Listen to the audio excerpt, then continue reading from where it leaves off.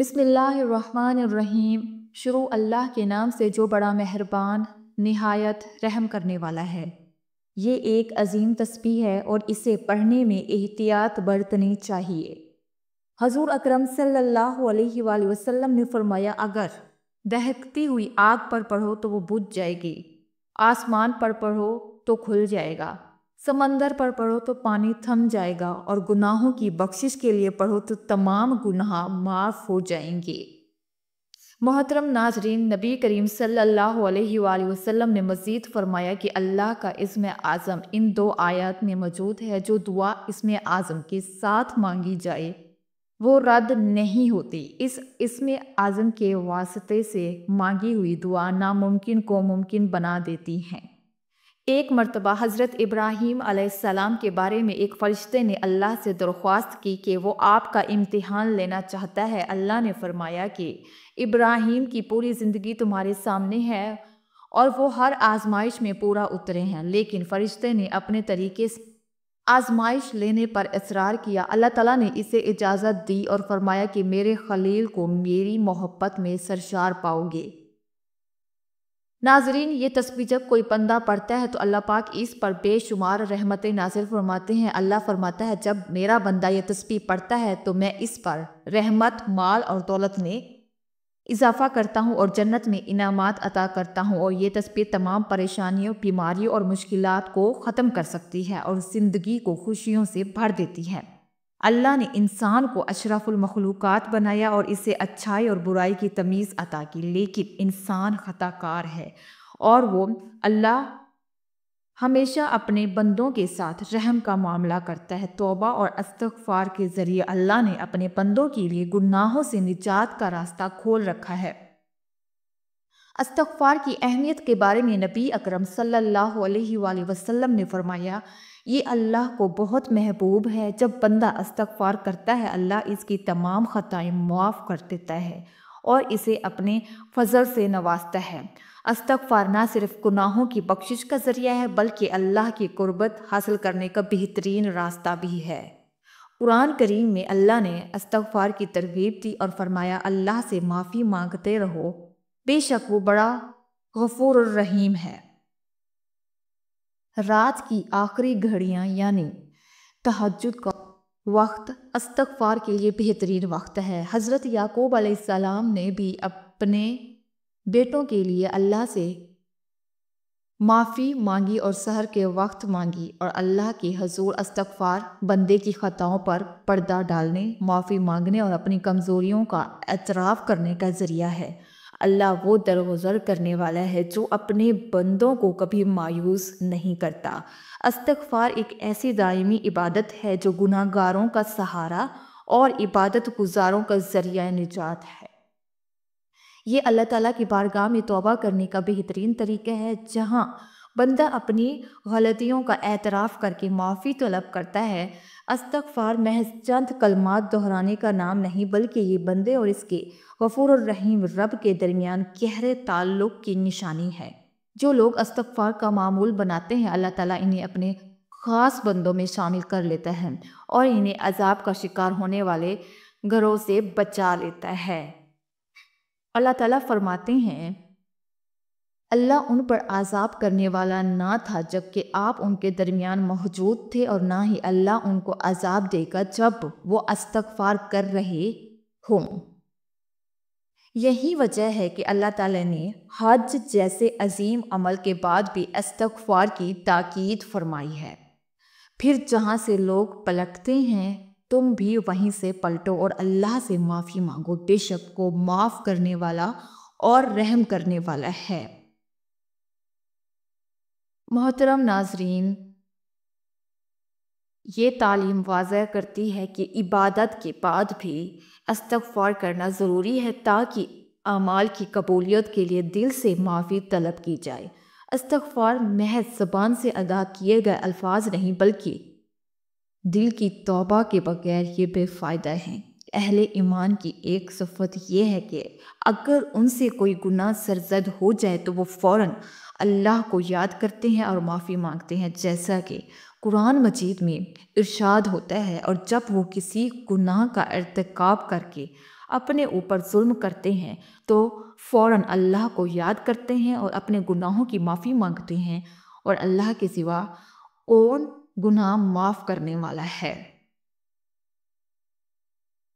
اسلام کی خصوصیت یہ ہے کہ یہ گناہ گاروں کے لیے بھی رحمت کے دروازے کھلے رہتے ہیں، حتیٰ کہ فحاشی جیسے گناہ کے مرتکب افراد کے لیے بھی اگر وہ سچے دل سے توبہ کریں، معافی مانگے، تو وہ متقیوں کے درجے تک پہنچ سکتے ہیں۔ شرط یہ ہے کہ وہ گناہ کے بعد اللہ کی طرف رجوع کرے، اس پر اصرار کرے کہ وہ آئندہ کے لیے اللہ کی بندگی میں زندگی گزارے اور دوبارہ وہ غلطی نہ کریں، دوبارہ وہ گناہ نہ کریں۔ استغفار کے ذریعے اللہ تعالیٰ انسان پر نعمتوں کے دروازے کھول دیتا ہے۔ قرآن مجید میں ارشاد ہے، اور تم اپنے رب سے معافی مانگو اور اس کی طرف پلٹ آؤ تو وہ تمہیں ایک مقرر مدت تک اچھی زندگی عطا کرے گا اور ہر صاحب فضل کو اس کا فضل عطا کرے گا۔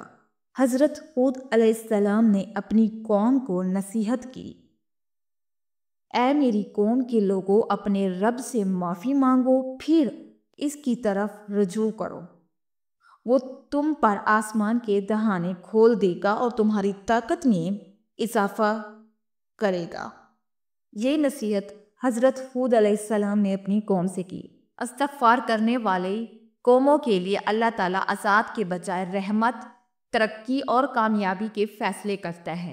یہ اللہ کی عطا کردہ نعمت ہے کہ وہ توبہ کرنے والوں کو معاف کر دیتا ہے اور انہیں دنیا و آخرت میں کامیابی عطا کرتا ہے۔ ہمیں چاہیے کہ استغفار کو اپنی زندگی کا لازمی حصہ بنائیں تاکہ ہم اللہ کی رضا اور رحمت کے مستحق بن سکیں۔ ارشاد ہے، دیکھو، اپنے رب سے معافی مانگو اور اس کی طرف پلٹ آؤ، بے شک میرا رب بہت رحم کرنے والا ہے۔ یہ اللہ تعالیٰ کی اپنے بندوں پر بے شمار عنایتوں میں سے ایک ہے کہ جب بھی بندہ اپنے گناہوں پر نادم ہو کر اللہ کی طرف پلٹتا ہے اور استغفار کرتا ہے تو اللہ اپنی بے پایا رحمت کا دامن اس پر پھیلا دیتا ہے۔ اللہ کی رحمت، اللہ کی مخلوق سے محبت بے حد ہے، اور وہ مستغفرین اور پلٹ آنے والوں سے اس طرح خوش ہوتا ہے جیسے صحرا میں کھو جانے والا شخص اپنی سواری پائے تو اس کی خوشی کا اندازہ نہیں لگایا جا سکتا۔ یہی خوشی اللہ کو اپنے بھٹکے ہوئے بندے کے پلٹنے سے حاصل ہوتی ہے۔ حضرت نوح علیہ السلام نے اپنی قوم کو دعوت دی اور انہیں اللہ سے معافی کی ترغیب دی۔ فرمایا، اپنے رب سے معافی مانگو، وہ بڑا معاف کرنے والا ہے۔ حضرت حسن بصری رحمۃ اللہ علیہ کی مجلس میں جب لوگوں نے قحط سالی اور تنگ دستی کی شکایت کی تو آپ نے ان سب کو استغفار کی تلقین کی اور سورہ نوح کی آیت پیش کی جو استغفار کی اہمیت کو بیان کرتی ہے۔ استغفار نہ صرف انسان کے اپنے لیے ضروری ہے بلکہ دوسروں کے لیے بھی دعا کرنا ضروری ہے۔ پیغمبروں نے بھی اللہ سے مغفرت کی سفارش کی۔ حضرت یوسف علیہ السلام کے بھائیوں نے جب اپنی خطا کا اعتراف کیا تو انہوں نے اپنے والد سے درخواست کی کہ اپنے لیے اللہ سے معافی مانگے۔ حضرت ابراہیم علیہ السلام نے بھی اپنے والد کے لیے معافی کی دعا کی تھی اور فرمایا تھا کہ میں اپنے رب سے تمہارے لیے معافی کی دعا کرتا ہوں، وہ بڑا مہربان ہے۔ اگرچہ انبیاء علیہ السلام گناہوں سے محفوظ ہیں، لیکن ہم دیکھتے ہیں کہ وہ بھی اللہ کے حضور رکوع و سجدہ کرتے ہوئے استغفار کر رہے تھے۔ حضرت آدم علیہ السلام نے جنت سے نکلنے کے بعد اللہ سے معافی کے کلمات سیکھے اور اللہ سے مغفرت کی دعا کی۔ حضرت نوح علیہ السلام نے اپنے بیٹے کی غرقات ہونے کے وقت اللہ سے دعا کی، اور حضرت داؤد علیہ السلام جب فتنہ کا سامنا کیا تو فوراً اللہ سے معافی طلب کی۔ حضرت سلیمان علیہ السلام بھی اب ایک آزمائش کا شکار ہوئے اور فوراً اپنی لغزش پر اللہ سے معافی مانگ لی۔ حضرت موسیٰ علیہ السلام نے قبطی کو مارنے کے بعد اللہ سے معافی مانگی، اور تمام انبیاء اللہ کی عظمت و معرفت کے باوجود اپنے اعمال پر بھروسہ نہیں کرتے تھے بلکہ وہ اللہ کی رحمت اور فضل پر انحصار کرتے تھے۔ ان تمام واقعات سے یہ سبق ملتا ہے کہ ہمیں اللہ سے استغفار کرتے رہنا چاہیے کیونکہ اللہ تعالیٰ کی رحمت اور معافی کا دروازہ ہمیشہ کھلا رہتا ہے اور اللہ کی رحمت کی امیدوار ہے۔ افو و درگزر ہوگا کہ تب ہی ان کی نجات ہوگی۔ اس کے مطابق عمل کی قیمت بہت کم ہے اور مغفرت کی قیمت بہت زیادہ ہے۔ دیکھیں اگر اللہ تعالیٰ کے ان برگزیدہ بندوں کا یہ حال ہے تو پھر ایک مومن کو اپنے رب سے کس قدر مغفرت مانگنے کی ضرورت ہے۔ ایک احادیث میں نبی کریم صلی اللہ علیہ وآلہ وسلم نے استغفار کی بہت فضیلت بیان فرمائی ہے۔ ایک حدیث میں رسول اللہ صلی اللہ علیہ وآلہ وسلم فرماتے ہیں جو شخص استغفار کی کثرت کرتا ہے یعنی ہمیشہ استغفار کرتا رہتا ہے، مسلسل استغفار کرتا ہے، اللہ تعالیٰ ہر تنگی اور پریشانی سے اس کے لیے راستہ نکال دیتا ہے اور اللہ تعالیٰ ایسے آدمی کو غم سے نجات اور رہائی نصیب فرماتا ہے اور اس آدمی کو ایسی جگہ سے روزی پہنچاتا ہے کہ اس کے گمان میں بھی نہیں ہوتا، اسے معلوم بھی نہیں ہوتا کہ ایسی جگہ سے اللہ تعالیٰ اسے رزق عطا فرماتا ہے۔ یہ حدیث ہمیں یہ تعلیم دیتی ہے کہ ہم کثرت سے چل سکیں، اپنے کام اور مشغول ہوں تب بھی استغفار کرتے رہیں۔ اس کے 3 بڑے فوائد اس حدیث میں نبی کریم صلی اللہ علیہ وآلہ وسلم نے ہمیں بتائے ہیں۔ ایک فائدہ یہ ہے کہ استغفار کی برکت سے اللہ ہمیں پریشانیوں سے بچائے گا اور اگر کوئی آدمی کسی پریشانی میں مبتلا ہوگا اللہ تعالیٰ اس پر پریشانی نکال دے گا۔ دوسرا فائدہ یہ ہوا کہ ہر غم سے اللہ ہمیں نجات فرمائے گا اور تیسرا فائدہ یہ ہوا کہ اللہ تعالیٰ ہمیں ایسی جگہ سے روزی دے گا جہاں ہمارا گمان بھی نہیں ہوگا۔ غیب کے خزانوں سے ہمیں اللہ تعالیٰ روزی عطا فرمائے گا۔ ایک کلمہ جس سے یہ یاد ہوا یہ پڑھتا رہے، ایک کلمہ ہے یہ بھی پڑھ سکتے ہیں جس سے یہ یاد نہ ہو تو استغفار ہی پڑھتا یہ رہے۔ یہ مختصر کلمہ ہر مسلمان کو یاد ہوتا ہے، اسے پڑھتے رہنا چاہیے، اسے زبان پر ہر وقت جاری رکھیں۔ اللہ تعالیٰ ہمیں استغفار کی تمام فضیلتیں عطا فرمائے۔ اسی طرح احادیث مبارکہ میں ہے کہ رسول اللہ صلی اللہ علیہ وآلہ وسلم نے فرمایا ہر انسان خطا کار ہے، یعنی ہر انسان گناہ گار ہوتا ہے، گناہ کرتا ہے، کوئی نہ کوئی غلطی سرزد ہو جاتی ہے اور بہترین خطا کار وہ ہے جو توبہ کرتے ہیں، یعنی جن لوگوں سے گناہ ہو گیا اور انہوں نے اللہ سے توبہ کر لی، اپنے گناہ سے توبہ کر لی، سب سے بہترین لوگ ہیں۔ اگر انسان گناہ سے توبہ نہیں کرتا بلکہ بار بار گناہ کرتا رہتا ہے تو اس کا دل سیاہ ہو جاتا ہے، تو اس لیے ہمیں چاہیے کہ اپنے اللہ سے معافی مانگے۔ ایک حدیث میں ہے کہ آپ صلی اللہ علیہ وآلہ وسلم فرماتے ہیں گناہوں سے صحیح اور پختہ توبہ کرنے والا شخص ایسا ہے گویا اس نے گناہ کیا ہی نہ ہو۔ اللہ تعالیٰ ہمیں توبہ اور استغفار کی کثرت کرنے کی توفیق عطا فرمائے، آمین۔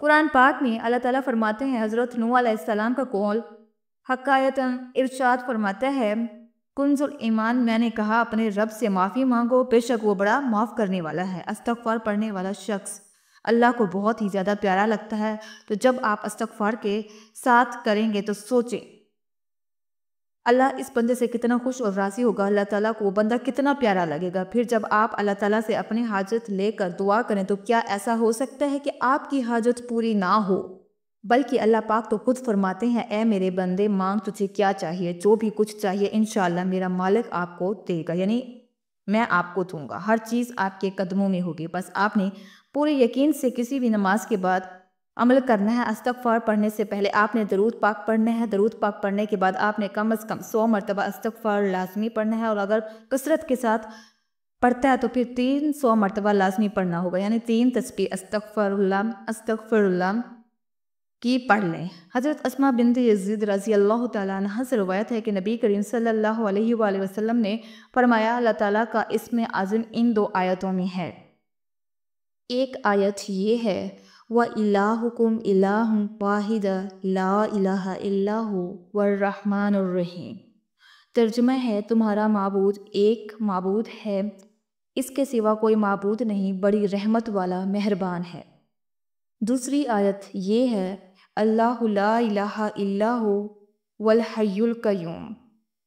ناظرین کرام، آپ نے استغفار کرنے کے بعد ان 2 آیتوں کو پڑھنا ہے اور انشاءاللہ آپ کی ہر دعا قبول ہوگی، آپ کی ہر پریشانی دور ہوگی، آپ کی دعائیں قبول ہوگی اور رزق میں اضافہ ہوگا۔ آپ نے یہ تسبیح دل سے پڑھنی ہے، خلوص نیت کے ساتھ۔ محترم ناظرین، آخر میں اللہ تعالیٰ سے دعا ہے کہ اللہ پاک ہمیں نیک اعمال کرنے کی توفیق عطا فرمائے اور ہمیں خالص نیت کے ساتھ یعنی کہ دل سے ذکر کرنے کی توفیق عطا فرمائے، آمین۔ محترم ناظرین، اللہ پاک ہمیں نیک اعمال کرنے کی توفیق دے اور ہمارے رزق میں برکت دے، آمین۔ محترم ناظرین، اگر آپ کو یہ ویڈیو اچھی لگی ہے تو ویڈیو کو لائک کر دیں اور چینل کو سبسکرائب کر دیں۔ کمنٹ باکس میں اللہ تعالیٰ کے 99 ناموں میں سے ایک نام ضرور ٹائپ کریں، شکریہ۔ اللہ حافظ.